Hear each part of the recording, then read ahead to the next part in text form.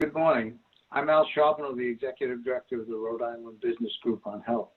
Thank you for joining us in this important discussion, creating a recovery-friendly workplace, a critical return to work step. I'd like to begin by thanking our sponsors who support RIBGH's work, including this morning's discussion.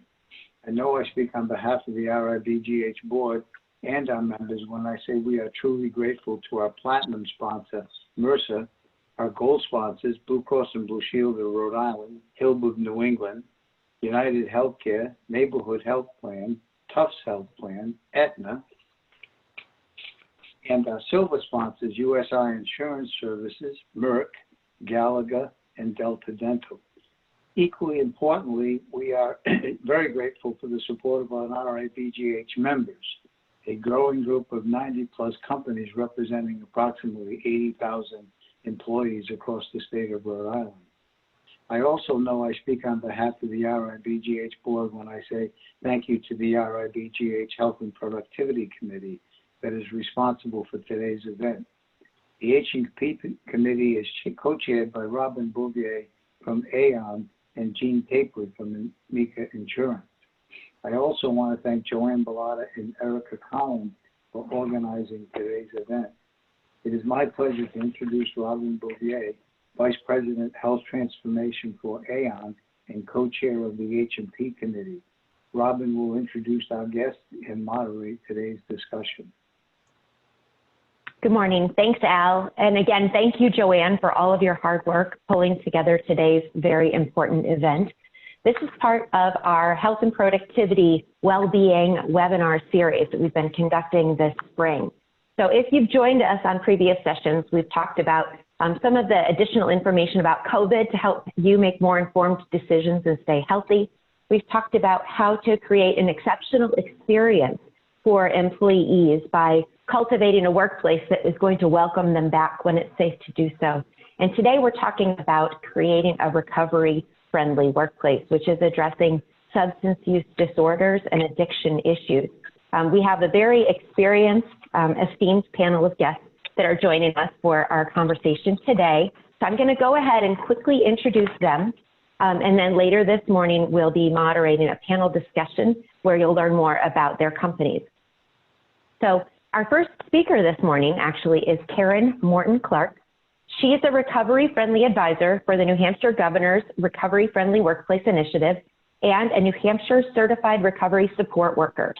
She has a BA in Communications, holds a National Certificate of Achievement in Employment Services from the Association of Community Rehabilitation Educators, and is a certified mediator.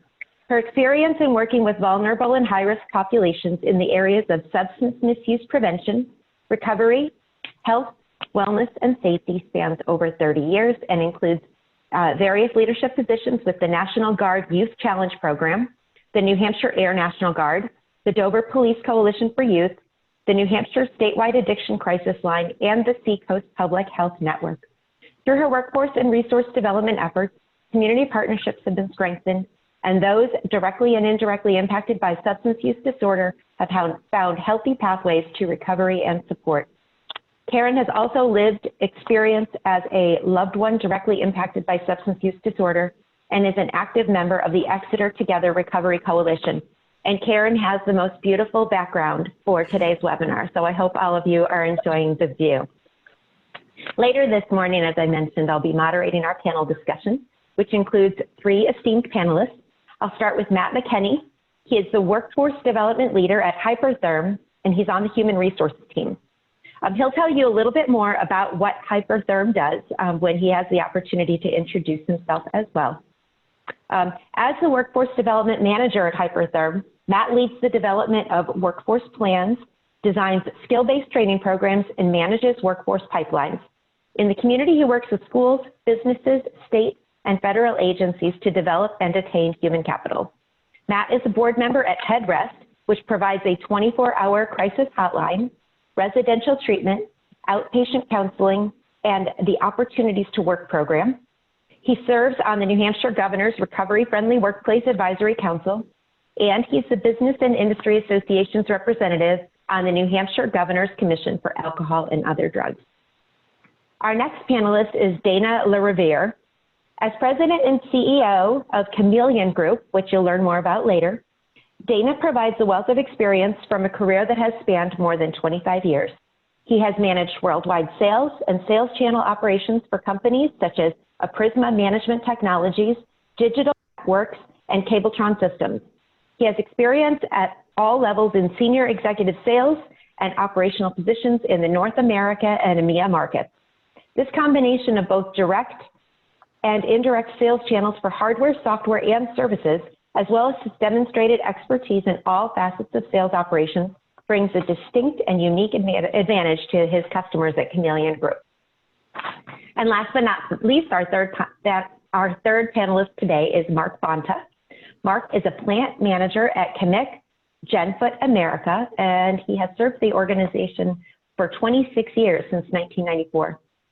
He is part of the Governor's Advisory Council for a Recovery-Friendly Workplace Initiative, and he is also on the board of directors for the Littleton, New Hampshire area Chamber of Commerce.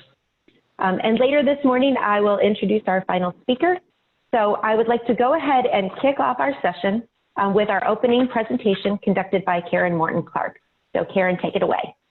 Thanks so much, Robin, and it's so great to see everyone today. I hope everyone is healthy and well, and I'm thrilled to be able to give you some background on the Recovery-Friendly Workplace Initiative from the New Hampshire standpoint.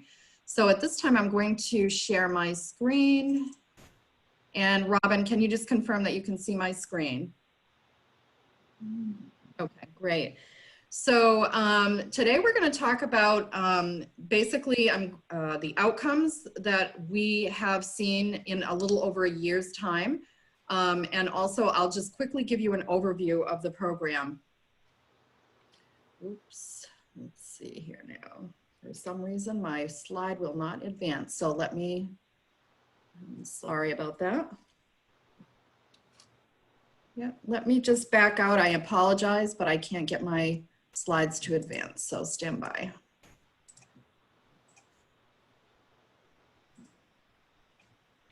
There we go. Okay, you can still, let's see.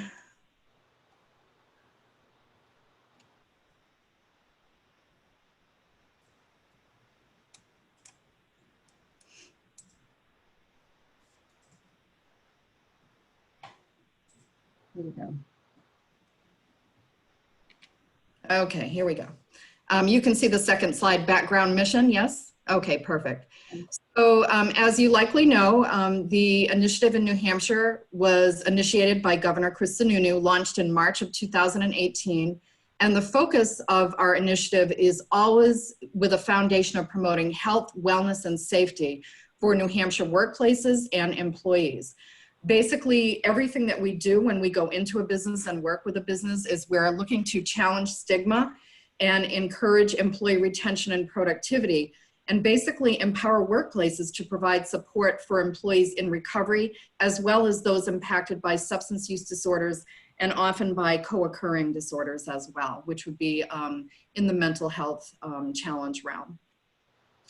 So the needs of the workplaces do vary based on the size or the type of business or even the readiness of the business and the culture of the business currently when we go in to meet with them. And different businesses are at different stages of readiness, and that's one of the things that we go in to determine is, what might have prompted you to be interested in becoming a recovery-friendly workplace, and what perhaps have you initiated currently, or what do you need support in. And basically, as we speak with a business for the first time, we clarify what it means to be part of this initiative. We talk about some of the benefits and some of the outcomes that some of our longstanding ambassadors and champions for the Workplace Initiative have seen and achieved. And you'll be hearing more about that from the New Hampshire businesses that are presenting today. We also provide access to trainings for supervisors and employees, and I'll talk about that a little bit more in a moment. And basically, we provide examples of what we would call recovery-friendly policies and procedures and help to guide those policies and procedures if a business is looking to create them. We definitely make a strong connection to community resources for employees and their families. And this is really an important point. You may have an employee in a business that has a family member or a loved one that is struggling with substance use disorder or something of that nature. And so we always want to provide resources to that employee and indirectly to their family members for that situation. We do find that businesses need to know more about recruitment and retention strategies to ensure a healthy, safe, and productive workforce. And as always, we provide customized support and referrals to the resources that we have throughout the state of New Hampshire. This is a little example of our training menu. These are some of the initial trainings that we started out with. We definitely look at evidence-based practices in developing these trainings. So as you'll see, we do always typically start out with something called Understanding Substance Use Disorder and Stigma, which really does provide a good foundation for other trainings that follow, up to and including Saving a Life with Narcan. We actually do the Narcan training. We also do we offer a couple of panel discussions. One is individuals with lived experience, whether direct or indirect, that speak to community members about their experience. And this is more leaning towards stories of hope. It's not war stories by any stretch of the imagination. It's more about, you know, how did this person become involved with substances? When did they realize they had a problem, and how did they realize that?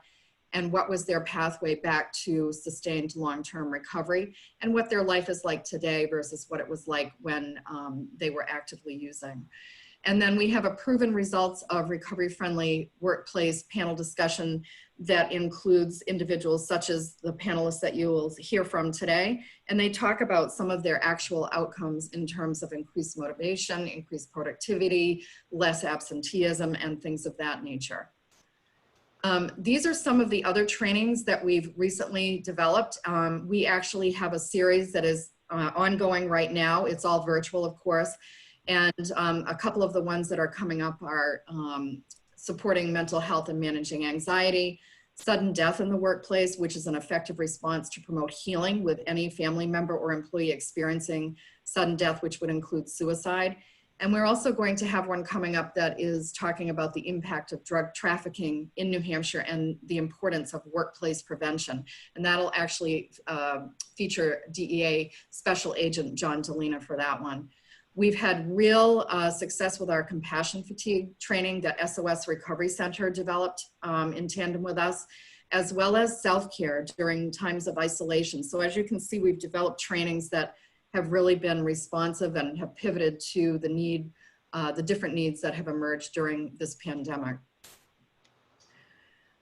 We have many supportive partners, including all public health networks throughout the state of New Hampshire, the recovery community organizations throughout the state of New Hampshire.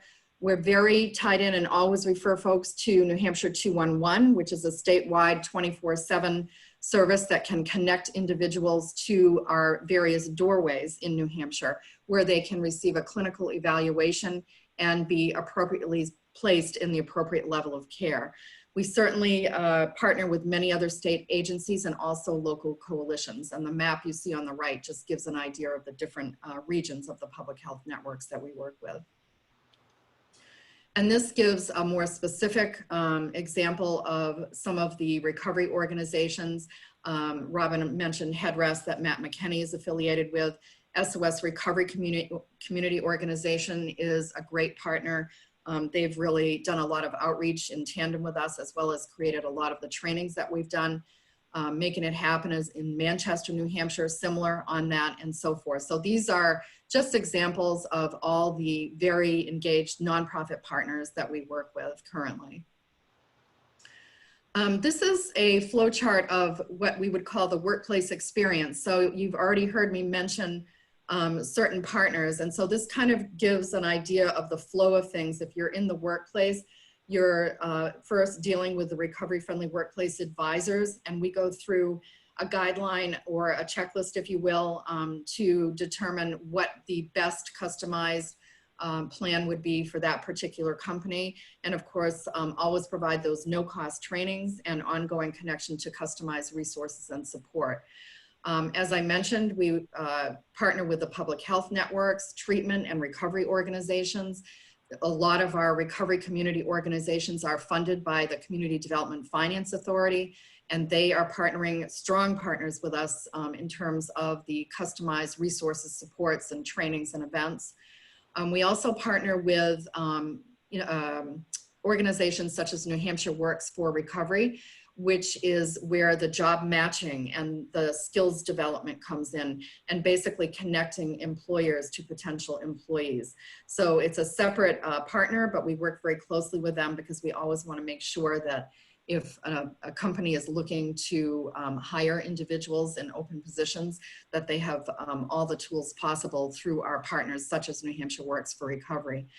And then we have many other partners that help us to connect to business-related resources and services. Chambers of Commerce would be another great example of that. So that just gives you an idea of how, you know, there are multiple directions in which we are connecting workplaces to multiple resources and supports during the time that we are working with them. We measure success in various ways. In the beginning of the initiative, we developed tracking spreadsheets that talk about and show the level of business engagement and the activity logs. So every month we complete those for our program director, Shannon Bresaw, who also, by the way, is Vice President of Public Health for Granite United Way. We also do training evaluations. With every training that we do pre and post surveys. We do those, of course, with all the virtual trainings that we're doing right now. We do often feature testimonials, and we also note response to different public relations initiatives that and companies that are working in tandem with us. So all of those things are things that we use to measure our success. One of the things that Joanne asked me to talk about is our accomplishments. And so this is a pretty good summary of some of the things that we've accomplished. The recovery-friendly advisors were hired beginning with myself in December of 2018. And the other two, my colleagues Jeannie and Sam, followed shortly after that. So these accomplishments have occurred in about 1.5 years of time. We definitely together as a team developed comprehensive procedures, processes, and partnerships. We did secure initiative funding from several sources, and I'm happy to report that we do have funding for the next 2 years in the state of New Hampshire, which is very exciting. As you saw, we developed and have implemented a very comprehensive training menu, and we're always developing things all the time to respond to the current need. The $900,000 was used to fund the nonprofit prevention and recovery organizations that I mentioned earlier, and there are options for continued funding for those great partners as well. To date, we have 269 total workplaces that are active in the designation process, representing a large number of employees. And in addition to the logic model and the valuation plans that we've developed, we've actually engaged over 7,000 individuals in outreach, presentations, and training. We do provide guidance and support to numerous states, counties, and organizations throughout the country. I know Shannon is about to be working with the state of Tennessee, and of course I've been very fortunate to be working with the state of Rhode Island, and I'm happy to be a partner with Rhode Island. And then, of course, especially as you'll see in the examples of the virtual training that we've been doing, we responded to the needs of businesses during COVID-19 by offering virtual resources and trainings, which we do on a regular basis, a daily basis, actually, with a variety of businesses throughout the state of New Hampshire. Some lessons learned. We learned that there are some key components for success. State leadership, the business champions, such as who we have with us today, the various partnerships we have in connection to local resources, which includes prevention, treatment, and recovery, the simple checklist and the process for businesses to follow with our no-cost training options, and a lot of grassroots supports. So key challenges of the initiative were sometimes coordination of partnerships and clear delineation of roles and responsibilities. Also, just challenging stigma and discrimination. That's something that we often do find that we have to work in partnership with companies on. providing various trainings. And one of the most wonderful things that occurs is when we start talking about stigma in our substance use disorder stigma 101 training, we call it.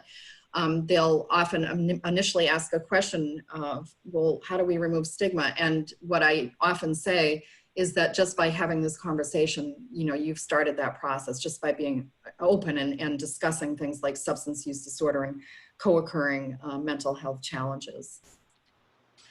So I'll end with, it's everyone's role, and I think we all have an important role in preventing overdose deaths and the impact of substance use disorders through education, partnership, and collaboration. Would love to see and have really enjoyed seeing what Rhode Island has done so far, and wish you all continued success in your collaboration with businesses in the state of Rhode Island. And lastly, I'll just give a contact slide. Shannon Breesaw is our program director. This is also my contact information. Our website is there, and it looks very similar to your website. And of course, we have a presence on Twitter, Facebook, and actually on LinkedIn now. So with that, I'll just ask if there are any questions. And if you do have any questions, you can go ahead and enter those into the Q&A box at the bottom of the Zoom meeting screen, and I'll be happy to moderate. I don't see any questions right now, Karen, so let me just give 1 second in case anyone wants to type something in quickly. And I'll mention while we're waiting that if you do have questions for the panelists, I will be monitoring the Q&A box on the Zoom meeting, and I can ask those questions as part of our panel discussion, but we've also reserved about 15 minutes at the end of our agenda this morning to answer your questions, so please don't hesitate to enter questions into the Q&A box at any time. I will also thank you, Karen, for that great foundation for today's conversation. Clearly, New Hampshire has set the bar very high, but we really appreciate your support and your partnership as we roll out and advance our initiatives in Rhode Island. So thank you in advance for that. You're very welcome. Okay, so I'm going to go ahead and move into our panel discussion because we don't have any questions right now. Again, type them into the Q&A box if you do have questions. So I've already introduced Matt, Dana, and Mark just to tell you a little bit about each of them. But now I would like each of them to take a moment to tell you about their companies, how big they are, what kind of business they are in, and why they chose to become recovery-friendly workplaces. So I'm going to start with Matt. Hi, thank you. Yeah, so as it was said in the introduction, my name is Matt McKenney, and I work at an organization in Hanover, New Hampshire, or based in Hanover, New Hampshire, called Hypotherm. Hypotherm's 51 years old. It was founded by a Dartmouth engineer 51 years ago. We are an ESOP, so we're 100% employee owned.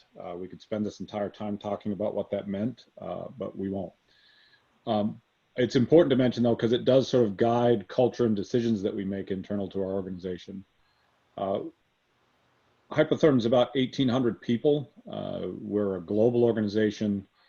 We have manufacturing facilities in Italy, Kent, Washington. We're in Minnesota, New York, and actually Montreal and New Hampshire. 90% of our manufacturing takes place in New Hampshire. Our products are sold in more than 60 countries around the world. And our primary product is plasma cutting. So it's a metal cutting system that we sell to industry around the world. We also have water jet and laser technology. And those products are used outside of the food industry. Most notably, as of recently, water jet is used, and our water jet is used in many facilities to cut the material used to make N95 masks. So we're deemed an essential business in this current COVID-19 crisis. So did you want me to explain much more than that, or is that enough and we'll move on? Just why you chose to become a recovery-friendly workplace, and we'll go into a little bit more detail a little bit later. So that is just a great foundation for us. So thank you, Matt. Sure. I was just typing an answer to the question. Joanne, I just wanted to confirm, is everyone muted? Everyone other than the panelists? Yes. Okay, great. Thank you for... Okay, great. So thank you, Jim, for submitting that question. He was concerned about background noise, so I appreciate that. So next, Dana, can you tell us a little bit about Chameleon Group what business you are in and why you chose to become a recovery-friendly workplace. Certainly. Thank you very much for inviting us today, by the way. We're pretty passionate about this topic, as you might have guessed. My company, Chameleon Group, is an outsourced call center or a telemarketing center.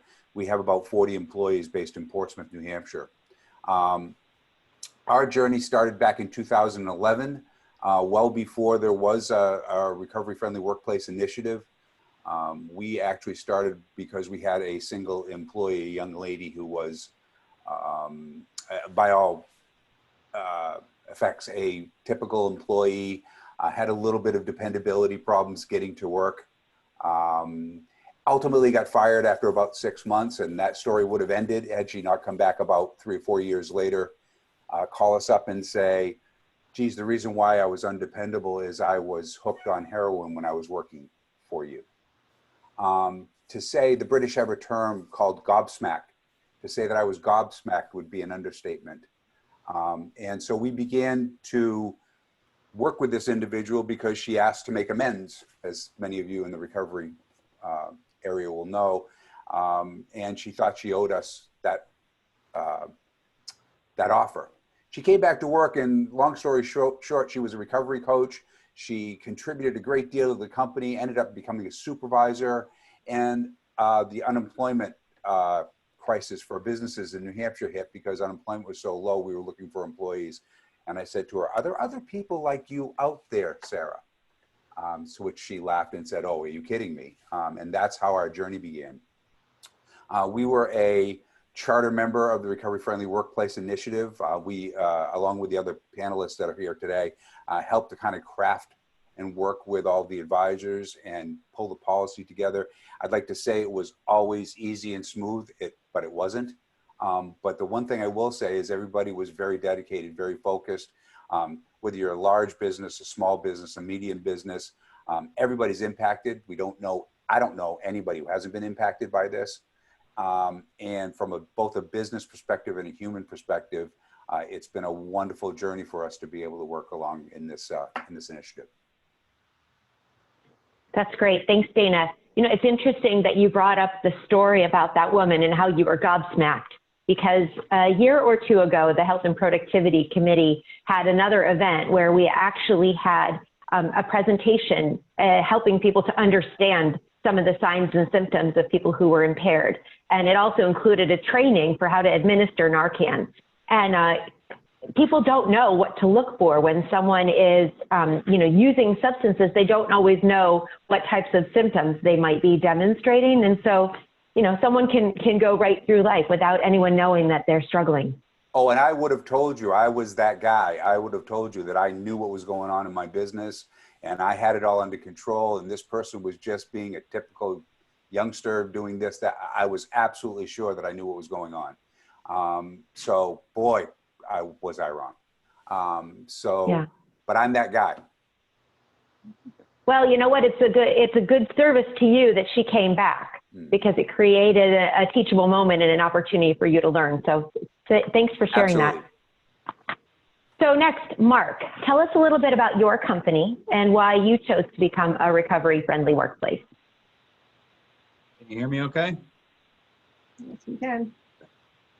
I had a little pop-up that said unmute yourself. So, okay, so I work for a company called GenFit America. We're a Canadian-owned company that's based in Montreal. We're an outdoor footwear manufacturer, and we have 2 factories in Canada and 2 factories in Littleton, New Hampshire. We employ about 100 employees here in Littleton at our rubber injection molding plant and a sewing plant as well. When I first heard about the RFWs back in 2018, the reason why we got on board, and we got on board enthusiastically, was mostly because we could really relate to it. And it immediately reminded me about an employee I had over a decade ago that I had fired because she was reporting to work under the influence multiple times, under the influence of alcohol, actually. And at the time, I didn't feel like I had any choice but to terminate her. But tragically, within 6 months of her losing her job, she had died from liver failure because she just couldn't stop drinking.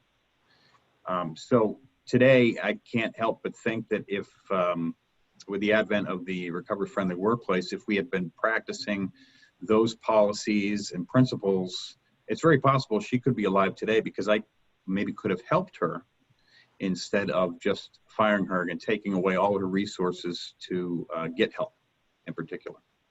So I've been passionate about it ever since that realization, and we feel like we can really relate to that sort of thing. That's awesome. Hey, so Mark, I'm going to continue with you. So how difficult was it to become a recovery-friendly workplace? Not difficult at all, very easy. The initial thing you do is just send a letter of interest to the state, tell them that you're interested, and within a week or two, I got a call, I think it was from Karen, that had called me and told me about an orientation meeting that we were having in town. And so I went to that, and after that, I learned the next few steps, and the next step was just to write a declaration declaring that Genfoot was intent on becoming a recovery-friendly workplace and what that means, and declaring that to our employees and our organization, and getting executive support from the higher levels of the company as well. And then we had within a few months, January 2019, we were one of the first new designees for the year of 2019. Fantastic.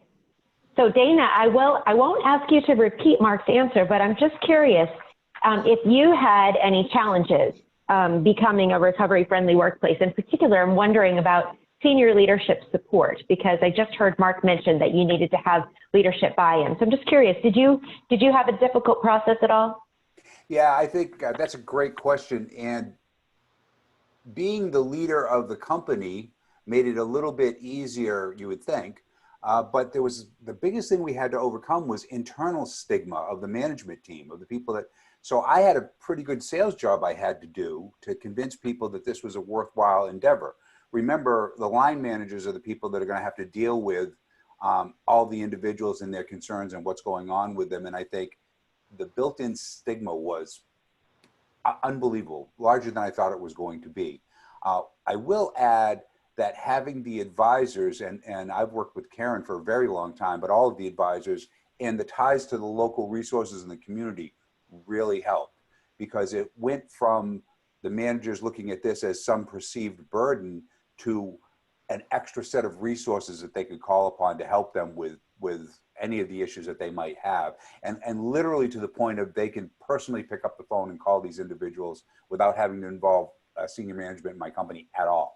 And so I think from that perspective, once we got past the hump of the management stigma, it's been a much smoother and clearer path. Thank you for bringing up middle managers, because, you know, when people leave their employer, they're generally not leaving the company. They're leaving a manager or a supervisor, and having that senior leadership support and buy-in is really what drives the culture that engages managers. So that's a great point. Matt, did you have any difficulty becoming a recovery-friendly workplace? So I don't know that I would say difficulty. I think stigma is probably the thing that needs to be overcome first and foremost related to recovery-friendly. Hypotherm had started this initiative prior to the recovery-friendly workplace. We were taking steps internally in 2015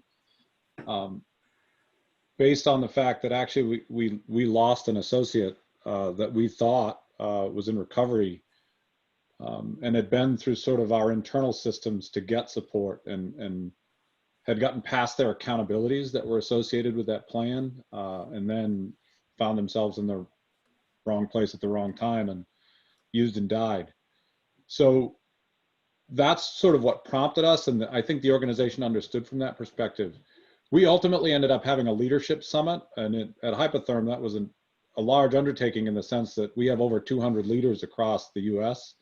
And in 2 sessions on the same day, we had sort of an introduction to recovery-friendly workplace, or at least our philosophies in and around it, and then tried to work them through stigma and some of our policies and what we might do to help. I think the biggest thing that helped people overcome some of the stigma related to that challenge is we started to talk to people about their families too. It wasn't just people at work, it was people in their lives that may be impacted by substance misuse, and how hypotherm, the workplace, and connecting to the state and our communities could help those in need that were trying to support somebody that might be in recovery. And that was really the big win that started to build momentum, I think, for us and ultimately recovery-friendly workplace.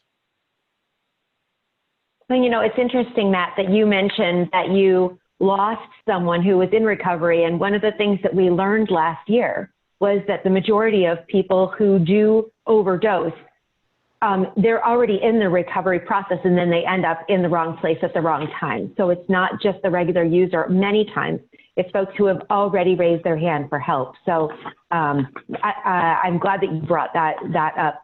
Let me continue with you, because as a larger organization here, does it take a lot of time and money and resources for you to support the Recovery Friendly Workplace Initiative? No, it does not. You know, there's a handful of people. We have a recovery friendly task force at Hypotherm that's actually consists of a good cross section of our organization. So it's frontline workers, it's middle managers, and it's folks actually from around the U.S. that participate in that effort. But the reason I would say that it doesn't take resources is recovery friendly. That's really where us integrating with recovery friendly and aligning with their efforts and becoming an early adopter in 2018. They provide those resources. You know, they're a phone call away. And actually our state has done a really nice job putting resources in place that are not just there for businesses, but for individuals. So really we put systems in place, and we have invested time and resources, but we really put systems in place to remove barriers to the treatment resources that exist in our community already. And we're very fortunate to be in a state that has those resources and a community that has resources locally for us to participate in. It's interesting, we have to be careful not to let Matt talk the whole time, but Mark has one of the more meaningful stories related to resources, I think, regarding the 211 system. You know, Mark, I think, is the newest of the group to recovery friendly, and it has been wonderful to watch his organization transition into one of support, in the sense that I think he has a specific process when somebody comes forward, and I think he's built rapport and trust in his organization so people know they can raise their hand and ask for help, and he leverages the local resources. But yeah, it hasn't taken a lot of resources, and the ones we've invested have been meaningful, and they've worked. Awesome. Mark, maybe you can just talk a little bit more about what Matt just introduced. Well, I think what Matt's referring to is that we've really developed a really down-to-earth approach with this. Being up in the North Country is a little different than living down south, where, you know, in the city close to Manchester, Nashua, and all that, where you have a lot of support. Up here, we're you know, a 2-hour drive away from everybody else. So, you know, the first thing that, or one of the first things that I did was I started reaching out to our local recovery community, the health organizations that we have up here, joined some coalitions, and started getting to know the recovery community, so that when I have an issue, I have somebody I already know that I can call. And like Matt said, the state of New Hampshire and even our local resources in town really make it so there's really no money to invest here. They're doing these trainings for free. They're offering the support for free, whether it's an individual or if it's a business. I think the most money that we've really had to invest is the time to pay the labor during the trainings that we do. We did trainings for both our management and our workforce separately, and it did take some time, and we're going to obviously pay our employees while they're during those spending the time during those trainings. But the good news about that is that they would have gotten paid anyway, because we schedule them during our slow times, where we're looking for something to keep people busy instead of laying them off anyway. So we would have spent that money, whether it was doing a recovery-friendly workplace training, or if it was something else. All right, fantastic. Dana, would you add anything further to that about money, resources, time to support the initiative at your organization? No, I think that the biggest investment was our own personal time to just be involved in it.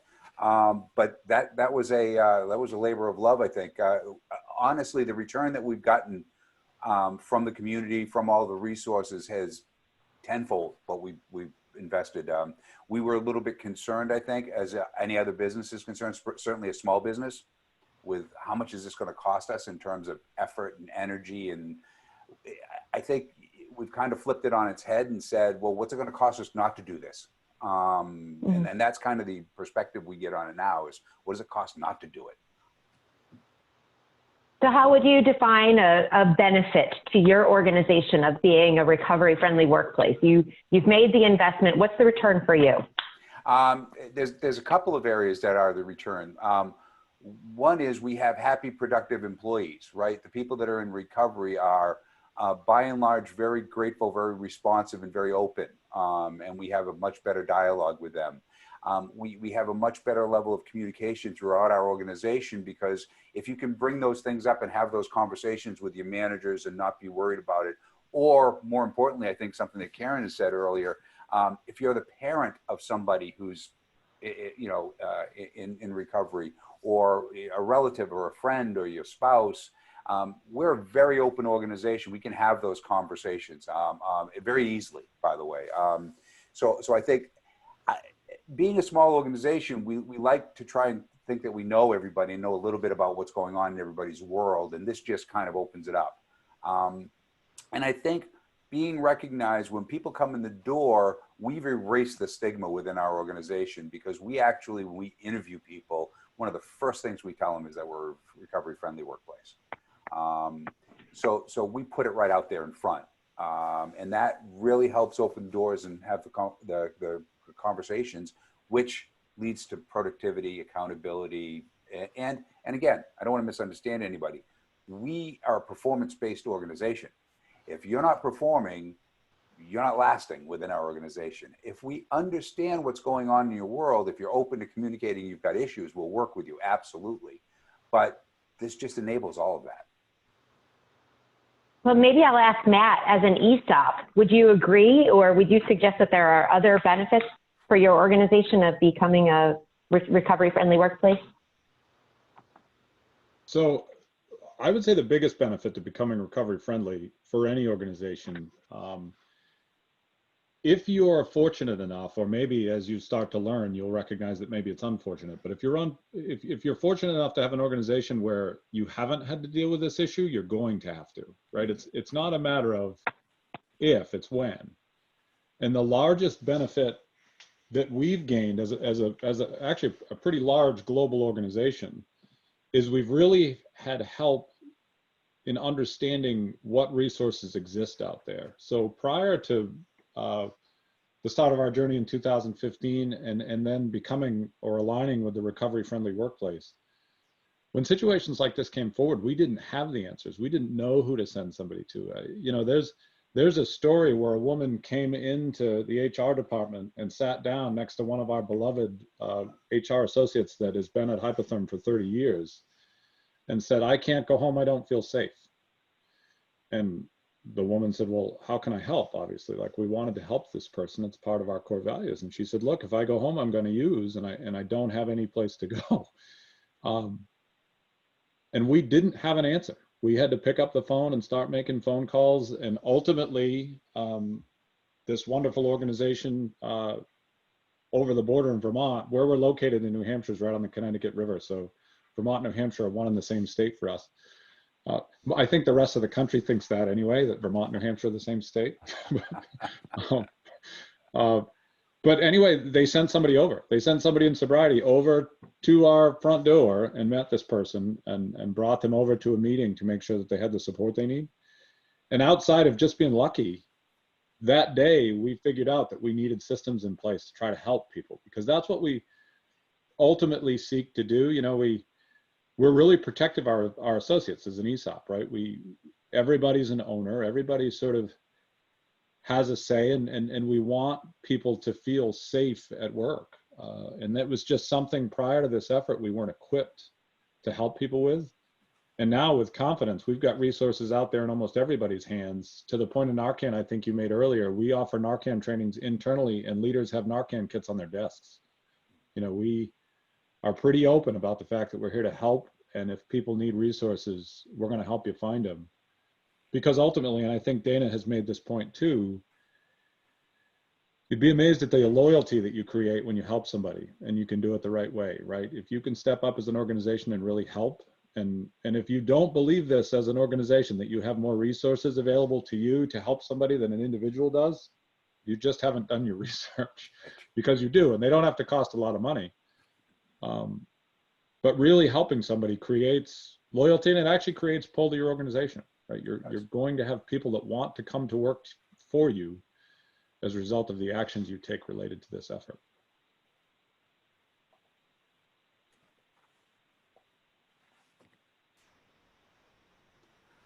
You might be on mute. You're muted, Robin. Oh, I'm sorry. So it sounds like you also have a culture of trust where that employee felt comfortable and confident raising their hand to say, I don't feel safe to go home.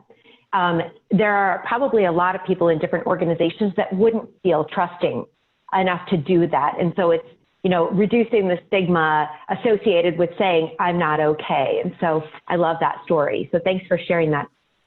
Hey, Mark, can you talk for a little bit, since you're one of the newer entrants into recovery-friendly workplace, talk a little bit about how your employees and leadership reacted when you began this journey?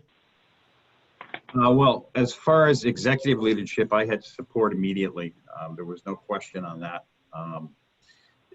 When I introduced it to the workforce, I did get some minor resistance, but it was on the minor. The majority did support it. But I did find that once I made it very clear that recovery-friendly workplace does not mean drug-friendly workplace, that there's a vast difference between the two. Once I made that clear, some of the resistance went away. And then it was just a matter of time as we did more trainings and you know, gave more education to our workforce. And also they got some experience when they you know, recognized that we did have some individuals that were seeking help, and that we were able to help them. And matter of fact, we've been hiring since 2018, we've been hiring directly from a local recovery home that we have here in town. And we've hired probably 20 to 25 individuals from that home, and about half of them are still here with us now, well over a year. And they worked out really well. A couple of them are on the fast track to leadership here at Genfoot. And now that they've gained some experience and they've seen the success in it, a lot of the stigma is really starting to go away. That's awesome. So if we think about the outcomes of your efforts, you have been able to create opportunities for folks, retaining talent, really cultivating leadership. Maybe I'll go to you, Dana, and ask if you think about any impact that your initiatives have had on your safety efforts or on increased productivity. Are you seeing other key performance indicators that are positively impacted? I think that there are a couple of them. We have a member of our management team now, and have had since we've been involved, that is in long-term recovery. And I think what that does is it tells the other folks at workforce that there's a path. You know, there is absolutely a path. I think the biggest testament, the biggest outcome is we don't really think of ourselves as being a recovery-friendly workplace per se. We think of ourselves as being a human-friendly workplace, right? And with all the things that go along with that. We are very fortunate in that this whole world is very interconnected. And the thing I've learned the most about it is it's who you know and how you can access those resources within the community. Being able to shoot an email to Matt and say, hey, do you have a policy on this? Can I borrow that? And, you know, being able to network together, which is what businesses do really well, right? Is network together. But also to let the people know that, yes, you do have a path within our organization, and it's irrespective of whether or not you're in recovery. I think the biggest thing for us is we went through a little bit of a period of time where they said there was a group of those people in recovery, and we've gotten past that, right? There's not even an identifier anymore of those people in recovery. They're just your coworkers. right? So that's kind of where I think we aspire to all be. Yeah, well, and that sounds a lot like a lot of the conversations that we're having in society these days. Those people, whether it is the stigma associated with mental health, or if it is the diversity and inclusion efforts within organizations. I like the way you described that this is just what it feels like to go to work.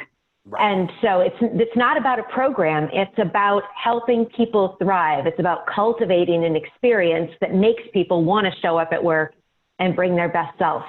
And there's definitely a quid pro quo there, right? So we're going to provide these resources. We want you to be happy, healthy, and productive because we think, by the way, that that's in our own enlightened self-interest as a business, right? So it's not necessarily, I tell everybody, it's not entirely altruistic, right? We want to make sure that we have a productive business that does the right thing for our clients, our customers, and our employees.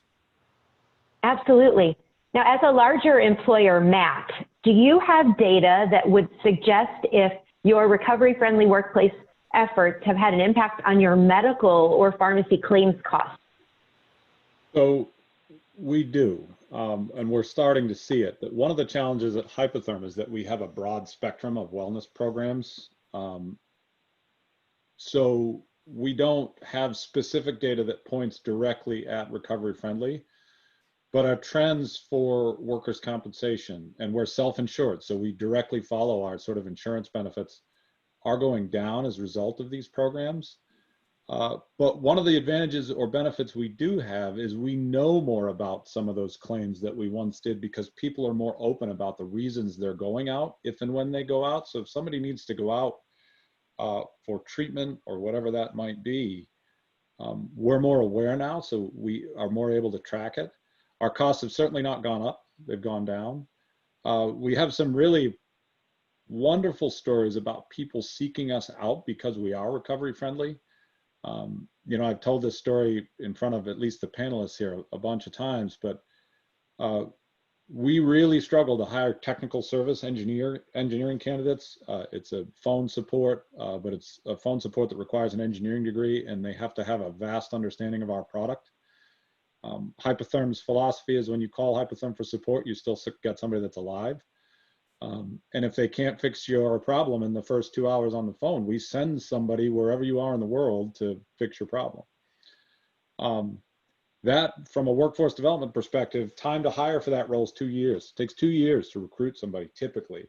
And then time to train can be another 2 years. We had somebody call that was working in tech service in another local organization. I will not mention their name, and I'll apologize anytime I see them. That said they wanted to come work for us because we're recovery friendly. They didn't say they were in recovery. They didn't say why. They just said that they'd heard that we were participating in this program, and they joined our organization. In less than 6 months, they were out in the field fixing systems. I had a leader come on the off shift. So a second shift leadership job sometimes is hard to fill. And they came specifically, they talked about it in their interview on their phone screen that they were interested in coming because we were recovery friendly and they wanted to support it. So those are results and examples that I can share where I think we're working with the state to share our data so we can better understand or try to narrow in on the fact that it is related to recovery friendly. But a lot of that information is confidential, so we've got to be careful how we share and leverage that data. But the trends are definitely going in the right direction. Yeah, I like the fact that you brought up that you don't need to silo your efforts in any one area and demonstrate that you are having an impact. Because the fact is, all of the things you do to support your workforce directionally drive better business results. And if you hold yourself accountable for one wellness program impacting your claims, you're setting yourself up for failure. But it's all of these things that you're doing collectively that are making a difference. So I'm really glad that you brought that up, because recovery-friendly workplace itself might not be the one driver, but clearly it's having an impact on your recruitment. And we know how challenging and how long those processes could be to fill an open position. Mark, would you suggest that there's anything else going on in your organization, any other business results that you feel that you're impacting through your efforts? Obviously, when you reach out to your employees like this, you show them that you care. your morale improves, and your attendance improves along with it. And when your attendance and morale improves, your productivity improves as well. That's kind of hard to measure, you know, in a continuous improvement atmosphere or environment. You know, you're always making improvements, whether they're engineering improvements or administrative improvements or a human resource improvement like the RFW. So it's kind of hard to measure how each part, you know, does improve. But I would venture a guess that the attendance and morale improvements over the last couple of years have probably brought our efficiencies up by around 10%, somewhere in that neighborhood. That's awesome. And when you have leadership support, I think directionally, when you know you're doing the right thing and it's having an impact on morale and engagement, you know, you get your employees to that corner of happy and healthy. When you have leadership support, you're not held as accountable for showing the impact because you can feel the impact. And so, yes, there's data that supports it, but perhaps your leaders know it's the right thing to do. And so you have support for that reason. Absolutely. So I'm curious, Karen brought up earlier in her opening remarks about substance use disorders and mental health. And I'm curious if any one of you three panelists have done much work integrating your efforts with mental health and substance use disorders. I think we all probably have. I think we all recognize early on that mental health issues come along with the SUDs, for sure. And as far as GenFoot goes, and I think it's probably the same for everybody, is we treat it all the same. The same policies apply. I think the only difference maybe is that for substance use disorder cases, we do what's called an SMA, a substance misuse agreement, where the employee agrees to certain conditions and it holds their job accountable to their own recovery. That includes them signing a release so that we can talk to their doctors, their healthcare providers, and their support providers that are out there to make sure that they're going to their appointments. It requires documentation of unannounced drug screens as well. And so they have to agree to those things in that substance misuse agreement. But that's really the only difference between someone with mental health issues and someone with an SUD. For example, because we're making it a requirement, making their recovery a requirement of their job, that means that if they have recovery appointments that they need to go to, and it's during their regular scheduled work hours, they stay on the clock when they go to those appointments. And it's the same for somebody with mental health issues. If they come to us and say, hey, I've got this problem, and I'm going to, I need some help to find a counselor or a psychiatrist or whatever it may be. If we are helping them with that, then if they have appointments for that, to achieve that goal during the regular scheduled work hours, we'll usually let them stay on the clock for that hour so they can go to their appointment and then come back to work and not lose any income because they need to pay for that appointment too. Right. Yeah, I think being able to open the dialogue up as well so that people feel comfortable having that conversation with the organization, because it's a savings for us in general if we understand and can help point them in the right direction for resources. And there have been times, quite frankly, where I picked up the phone and said, Karen, I don't know what to do. Help me figure this out. But we've managed to connect with the appropriate resources. I think the big thing is let it be open so that they can have the conversations, whether it's a mental health issue, whether it's I've got a child care issue, whether it's I've got a substance use issue. Let's have the conversation so that we can deal with it rather than deal with the aftermath of it. Yeah, and because of the comorbid issues associated with mental health and physical health, we know that medical claims and pharmacy claims are much higher for people with comorbidities. Yeah, so there's, opening the door to having that conversation makes a big difference. Matt, is there anything that you would add? I mean, I think what I would add and what's important is they are one and the same, and both Mark and Dana did a good job talking about it. But you know, at the end of the day, the way in which you would navigate somebody or navigate the workspace and benefits with somebody that had a mental health issue versus a substance misuse issue are often very similar. And by the nature of the trainings that Karen shared that she's been developing and delivering to businesses,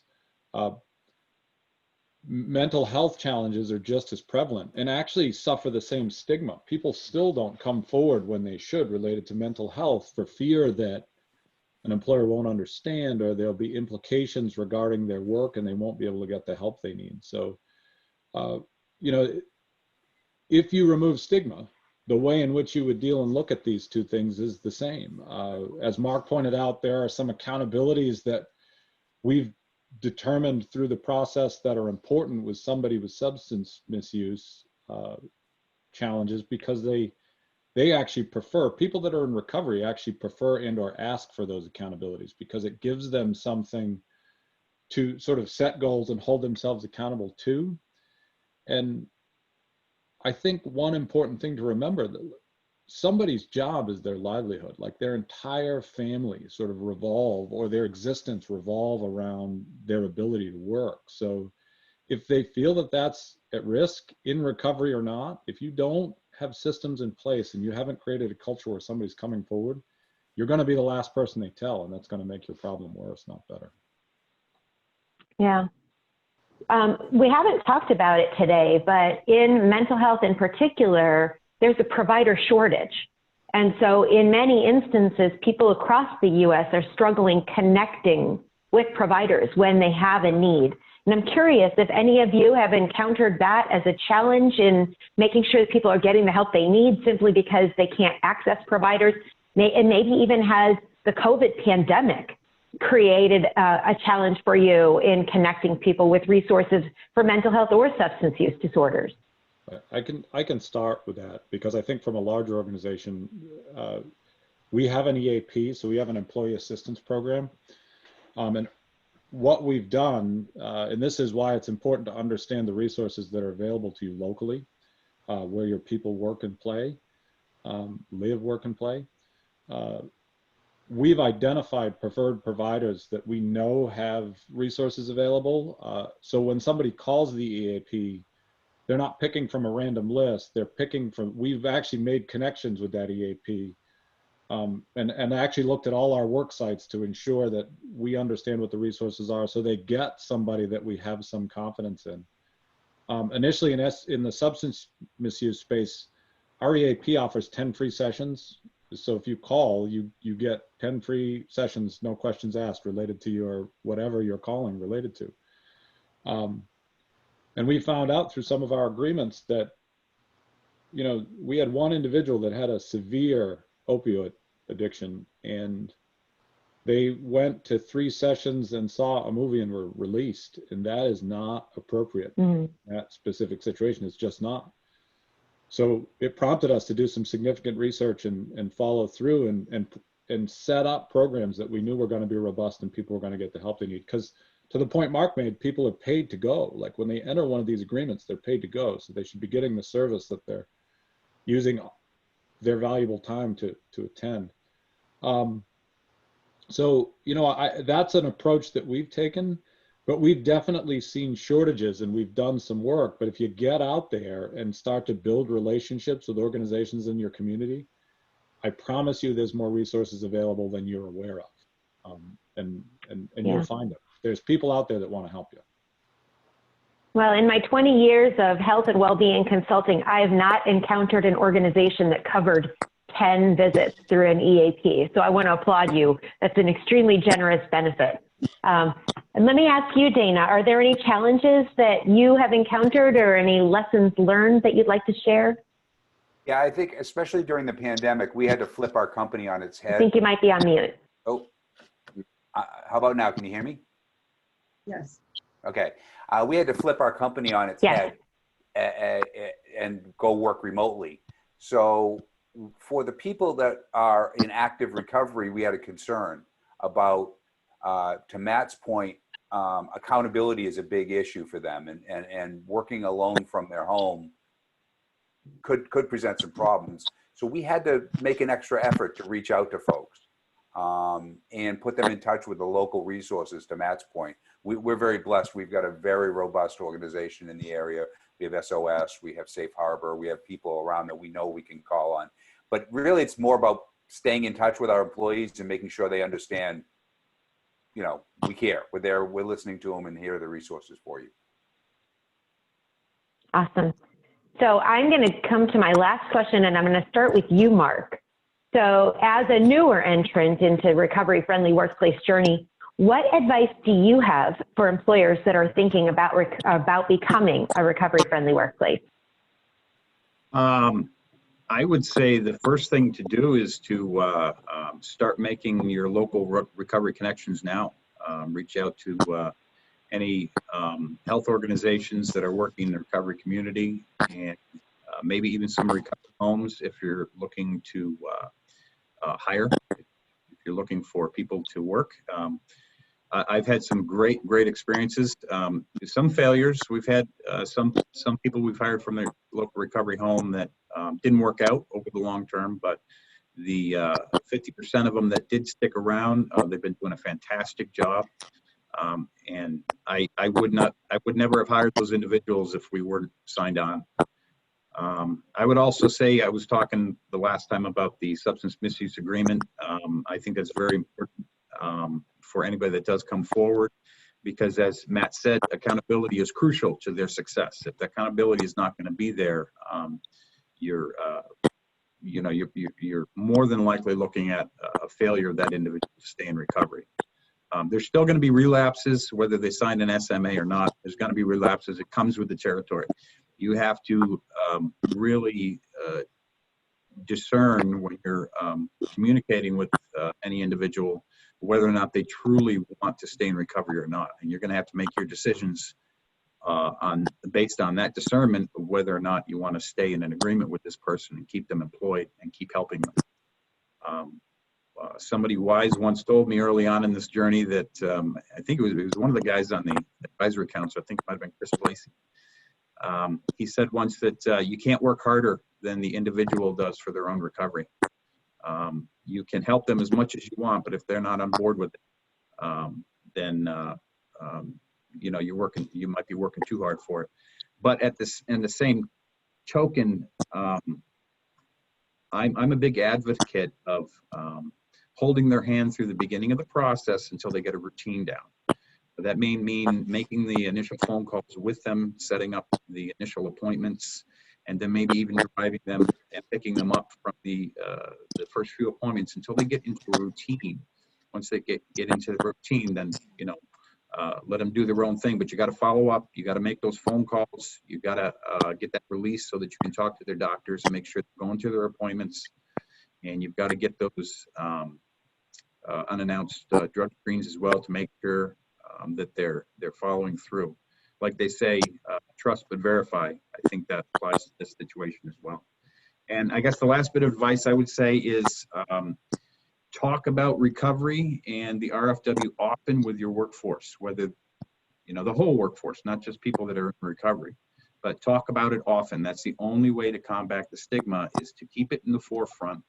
Be transparent about it. Don't let it sit back and start hiding in the background again. You've got to keep that in the forefront of everybody's mind, and the stigma will go away.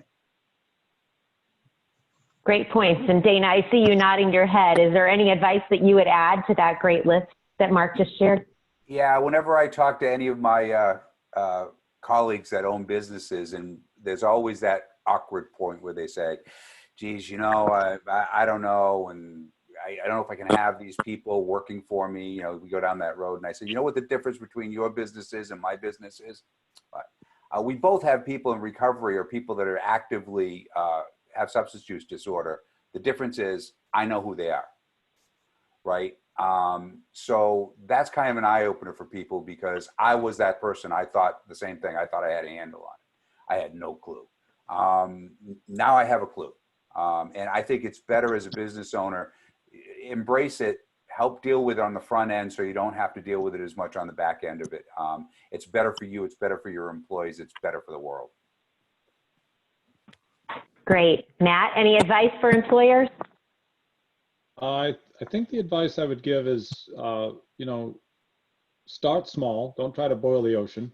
Hypotherm, when we started, it was printing resource cards and hanging them in places like bathrooms and common areas so people could take them if they wanted them. I think training leaders, empathy is critical in this effort. And I think if you want your effort to be successful, your leaders have to understand how they can talk to somebody about it, coming from a place of genuine empathy and caring. Because most leaders in organizations are afraid to talk about it because they don't want to break the law or get their organization in trouble. And really, you start with asking somebody how they are and how they're doing and if they need help. It's not about, hey, did you relapse? It's about, hey, I've noticed some performance issues and I care about you as an individual. You're a great employee. How can I help? And don't make any assumptions, right? And then as an organization, leverage recovery friendly. Advice I would give a state if you're going to implement, don't overlook the importance of advisors. Recovery friendly advisors that go into organizations and build relationships with businesses are the key to the success in this effort. I've been a part of lots of state efforts, federal efforts. I do a lot of work in the grant space with the DOL. Relationships are key, and you need businesses on board. And the only way you're going to get businesses on board is if you've got somebody out there building relationships, because I think all of us have said at one point or another, we've picked up the phone and had to call somebody. Knowing that single person to call is what makes the difference, right? If somebody's got to, I know phone books don't exist anymore, but if somebody's got to sit in front of a phone book, I just aged myself a little there, and flip through to figure out who they're going to call, they're not going to do it. But if they know who to call and they know they're going to get the help they need, then businesses will come along, because there are a lot of tools that are helpful here for a lot of good, positive reasons. Yeah, awesome.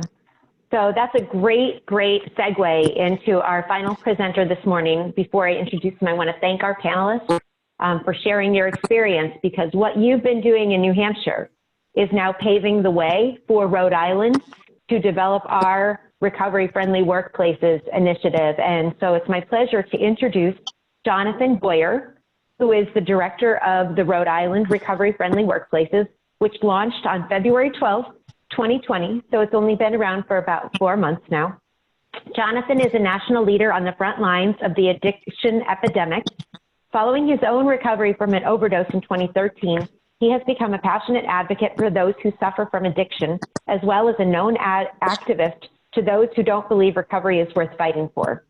Currently, he volunteers at the Miriam Hospital and serves as an expert advisor to Rhode Island Governor Gina Raimondo's Overdose Prevention Task Force, in addition to his role as the director of the Rhode Island Recovery Friendly Workplaces Initiative. Previous to this, he implemented and managed Anchor More, the first ever peer-led street outreach program, which utilizes real-time data to geographically target areas in need of recovery support, as well as the Providence Safe Stations program. His efforts with peer support specialists have become nationally recognized and funded through federal and state grants.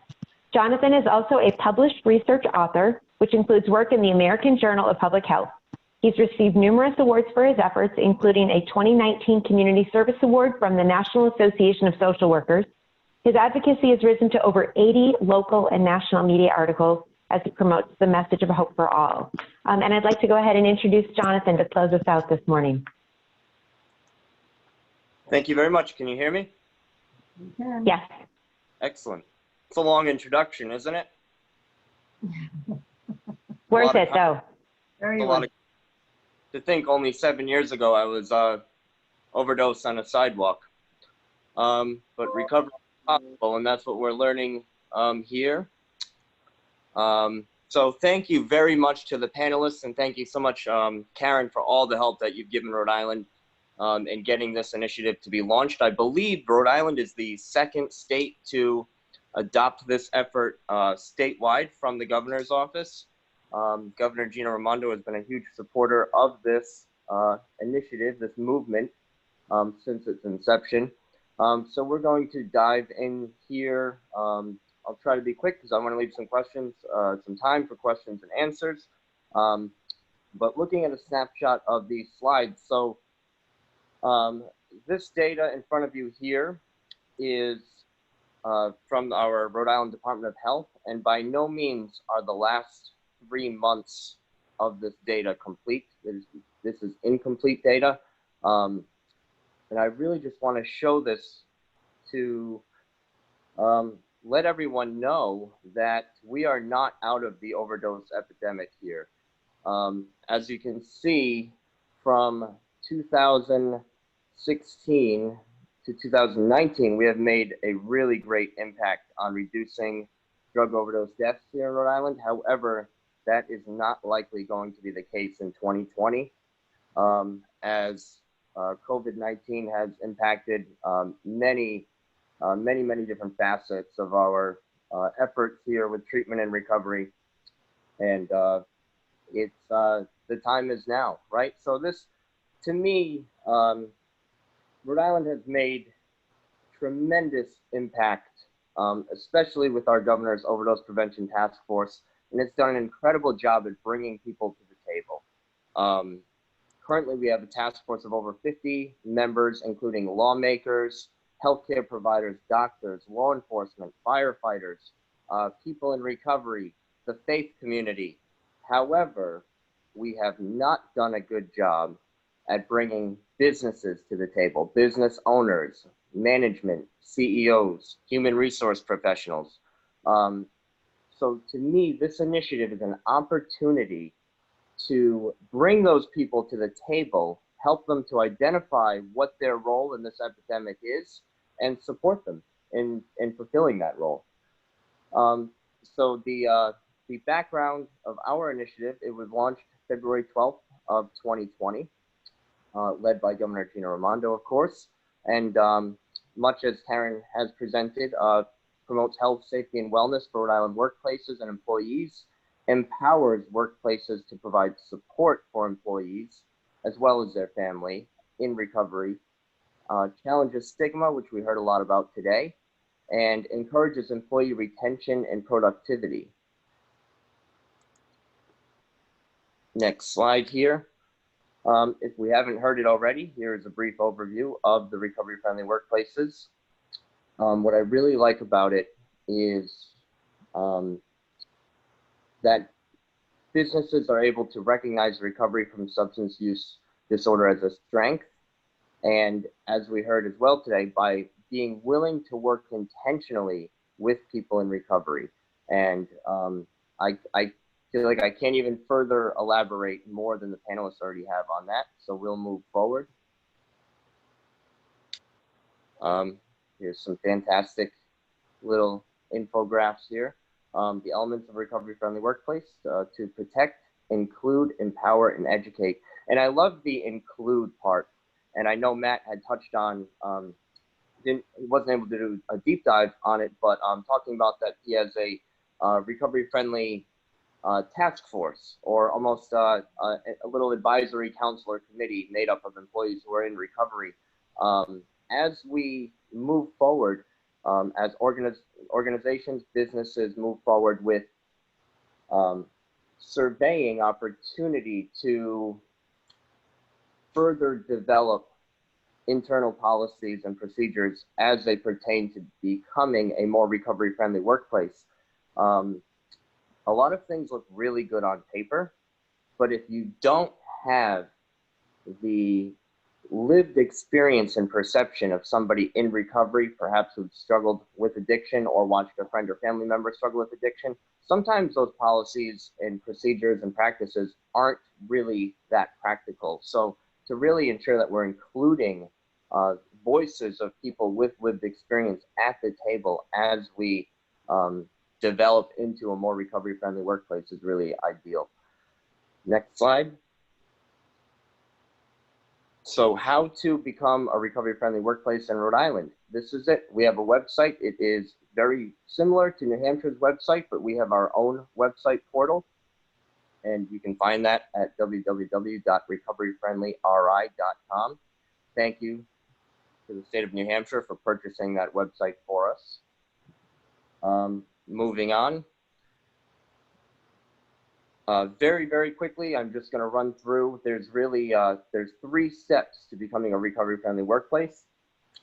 The first step is submitting a letter of interest, which you can find on our website. It's about a 30-second form that you fill out online. Does not take long at all. Step 2 is an orientation training.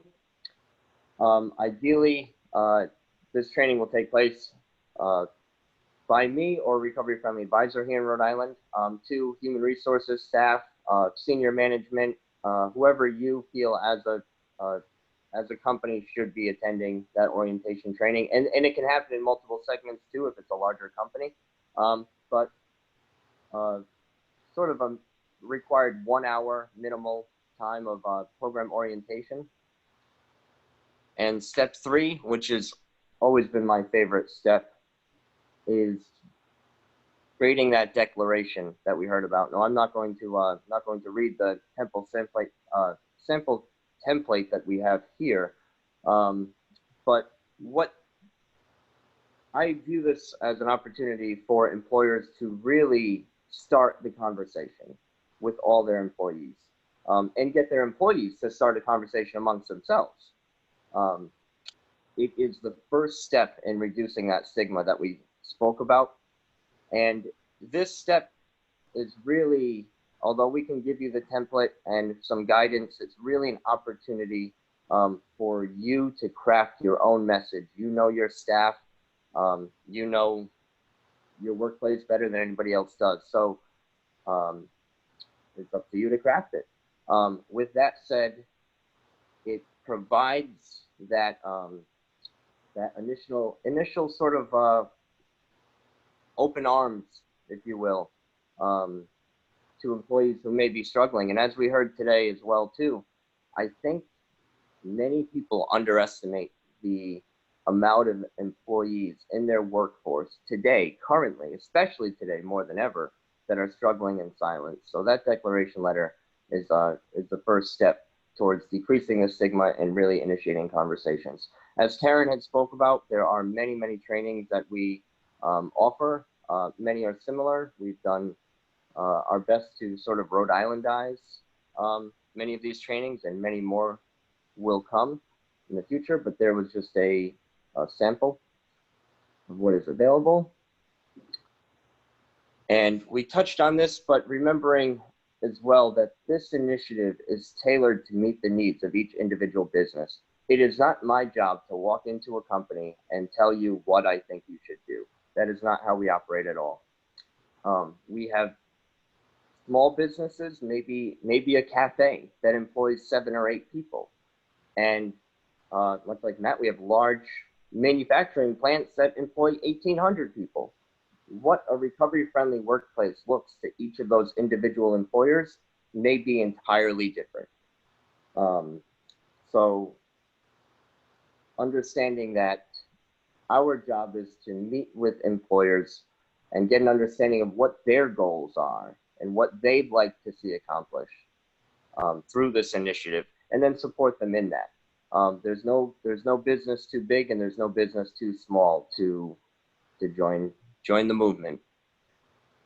And next slide. We have the benefits, which we had heard about. And one difference we do have here in Rhode Island through some funding is that we offer a free naloxone box to the first 200 businesses who come on board, as well as free Narcan for each employer. But I think the panelists have done more good talking about the benefits than I ever could. And unfortunately, a lot of those benefits, I truly do believe that they're immeasurable, they're incalculable, because this initiative is saving lives. It's touching lives that wouldn't have otherwise been reached. So it's endless benefits. And the following slide is simply a contact information for me, but I know we're running short on time here, so I wanted to open up the last 4 or 5 minutes to see if there's any questions from anybody. But a big thank you New Hampshire, and I really look forward to moving this initiative forward in Rhode Island and bringing more people to the table. So thank you. Thanks, Jonathan. And we don't have any questions right now, but I will ask if the audience has any. Please enter them into the Q&A. I want to thank you for sharing your story. These stories and the emotions that we create are really what's going to drive change. So before I ask each of you to provide just a final closing thought, I just want to remind attendees that the last episode of our webinar series is taking place next week on June 25th. We'll be conducting a session really talking about how you can manage the cost of healthcare coming out of the COVID pandemic as people start to enter back into the workplace and start to return to accessing healthcare, thinking about how we can engage people to make better decisions. And so please don't forget to register for that.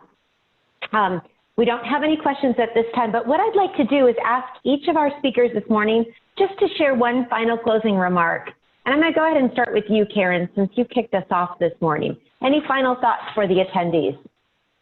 Thanks, Robin. I think the one thing, and I heard it mentioned, I think by Mark, but I think we'd all agree to just be in a mindset of real openness and compassion, and looking to support individuals as individuals so that they can continue to have great purpose as they move forward in their positions. Great, thanks. Dana, any final thoughts from you? Yeah, I think I would just recommend to any businesses that are interested, just do it. It's never going to be 100%. Be kind. Be kind to your employees. Be kind to the people that are around you. It's a great thing to do, and the payback is tremendous. Awesome. Matt? I would say congratulations. It's awesome that you've started this journey. Jonathan, I would say it's good to see you again. You were at Hypotherm. I did not recognize you until your square got large, but it's wonderful to see you again. And, you know, you guys are on the right track. There isn't anything I can say. I'm really excited. Awesome. Thanks. Mark, any final thoughts? Well, in an effort not to parrot what everybody else has been saying, I think I'll just maybe make a couple of recommendations for some reading that can help on this topic and maybe changing your style of management or leadership that would help people more is maybe pick up about coaching, management coaching. That was a big help for me, and it could be for somebody else. And the other book that I think is very interesting and very helpful on the topic of addiction, and not necessarily just drug addiction, but addiction as a human being. It can be behavioral addiction or substance abuse addictions. The book is called In the Realm of Hungry Ghosts, and it's by Dr. Beaumont. He's a Canadian physician that dealt with hardcore drug addicts and treatment for them. And it's a very interesting book, and it really enlightened me, opened my eyes to a lot of things, and maybe it'll be helpful for somebody else too. And thank you. Great, thanks. Jonathan, any final thoughts? No, I look forward to, I really look forward to the work that this is going to do. And it's really, we're saving one life, then it's worth it. So thank you all for attending, and I look forward to working with you in the future. Awesome. We look forward to working with you as well, Jonathan. Congratulations on your new role. And please don't forget to complete the feedback survey that has popped up on your screen before you drop off today. So thank you everyone for joining us for the session. Once again, thank you, Joanne, for all your hard work pulling this together. And I hope you all remain healthy and safe, and we look forward to seeing you again soon. Thank you. Thanks to all. Thank you. Bye-bye.